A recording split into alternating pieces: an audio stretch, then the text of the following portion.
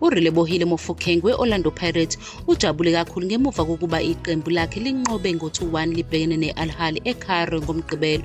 Lokhu kuwina kubeka iPirates esiqongweni kuGroup C ku-Champions League nokwenze yathola indawo enhle kuma-quarter final.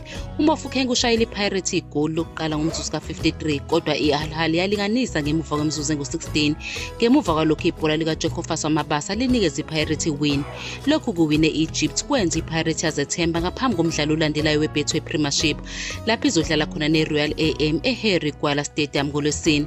iPirates sele ngamaphuzu amathathu kuSundowns ezihola phambili kanti ukunqoba iRoyal AM kuzoyisiza ukuthi ihlale embangweni wesicoco. Njengoba ama-quarter final eChampions League ezokuba ngoMarch kuphela, iPirates singakwazi ukugxila emidlalweni yayo ye-league. Kulindeleke ukuthi iwine imidlalo yayo ezayo okuhlanganisa nowe-Nedbank Cup abazowudlala neRichards Bay.